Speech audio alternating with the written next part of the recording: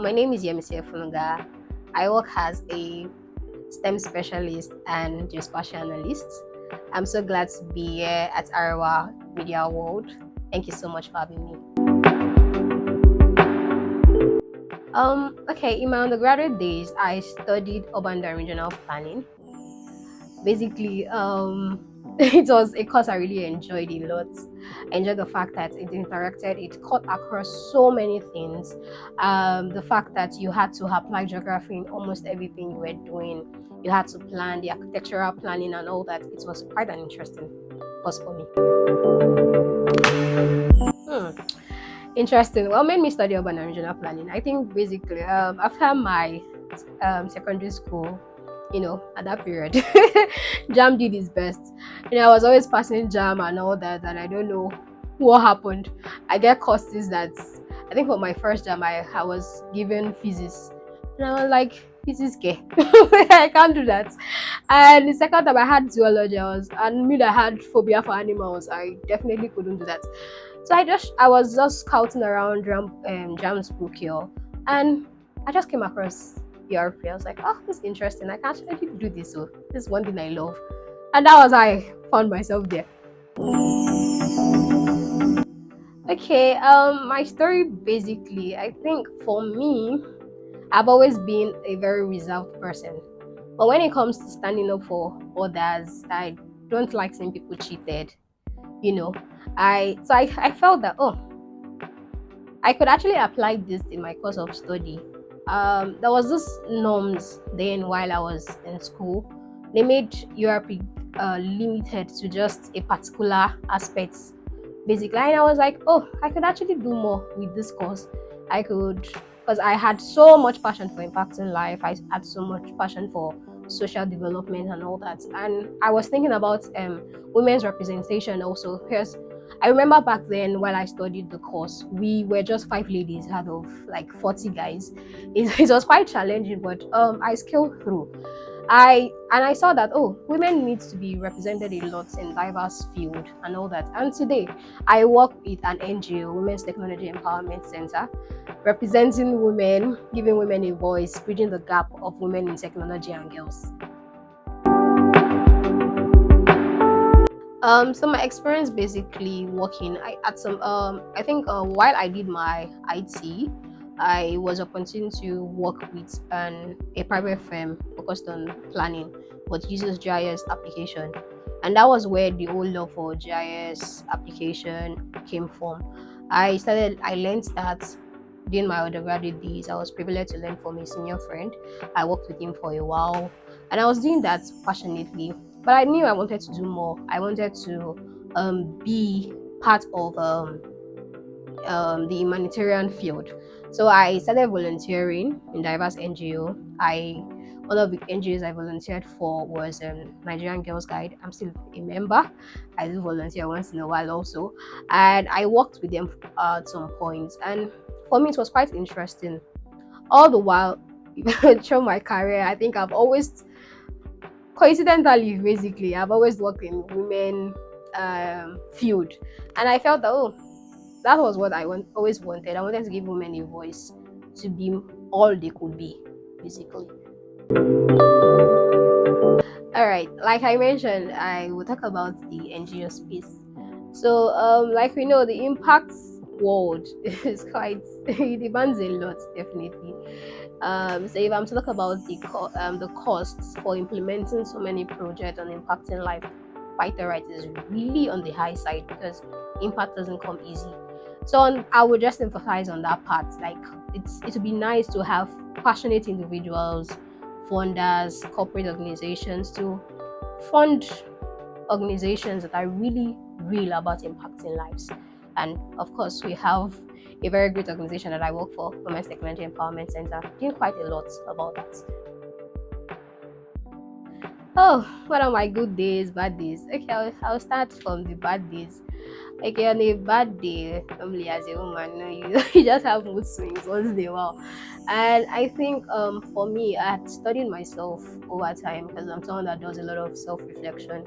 I always try to snap out of it because I love challenges basically. So I think if I'm not seeing anything that really challenges me, it could put me in the bad mood. So I always like to look for things that will keep me up and doing and all that.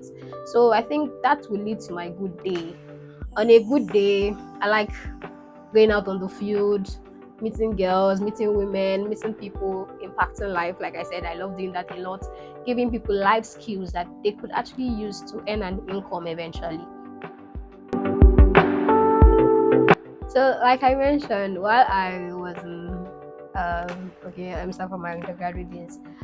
I, I think we were just 5 ladies and over 40 guys in my apartment at that period.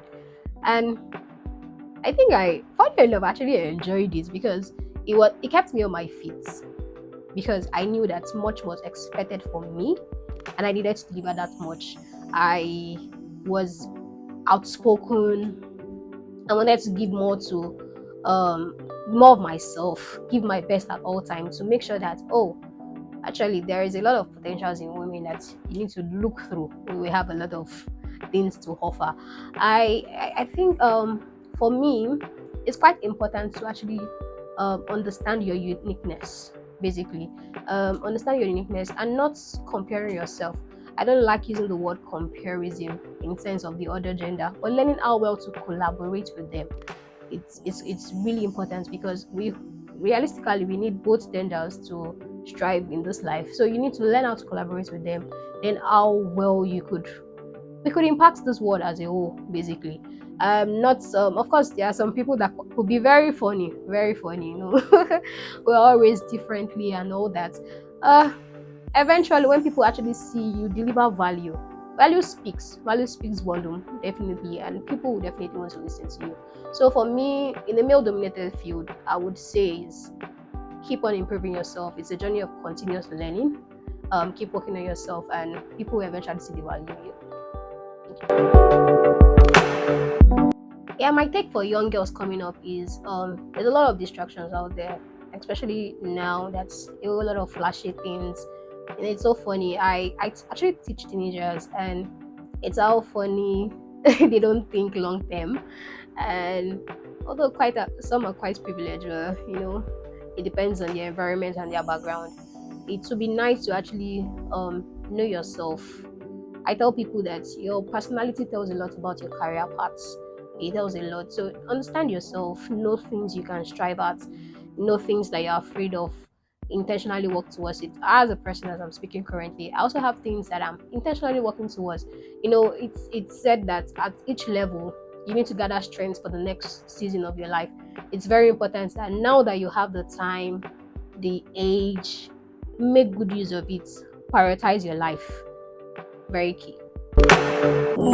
Okay, so a unique point for me is I sat down and there's one program we did in Nigerian Girls Guide organized by Wax. It's on leadership mindsets, and I really imbibed the learning process personally. And I one of the things I practice from time to time is the reflective mindset, in as much as there are other ones also that actually incorporate into it. So on that, I sat down. I was like, oh, what's my unique selling point? And one of the good things I am good at. I wouldn't call myself an introverted person, even though I'm trying as much to come out of that. But it's to learn my voice when needed, knowing my mountain of influences. And in the light of that, one of the things I had specifically worked on is on strategic planning. I help businesses build strategic plans. I help them build their media policies. I also work on their PR. Anything back end basically on media. I'm here for you. Also, I said earlier, I'm also a programs person. I work as a program coordinator and research coordinator at Women Technology Empowerment Center. I am here to help you plan your projects in empowering girls and women all over the world. And to cap it all, I was privileged to be part of the leads in African Women in GIS. I was appointed as the administrative secretary, where we have over 14 countries in Africa, where I'm privileged to actually coordinate activities of the community, of the organization, and all that. It's been a great privilege working with people with diverse cultural backgrounds and all that. So for me, I would say life is a continuous process. You should not be restricted to what you know at the moment. You should be open to things that you could know and could be beneficial to you eventually. Thank you.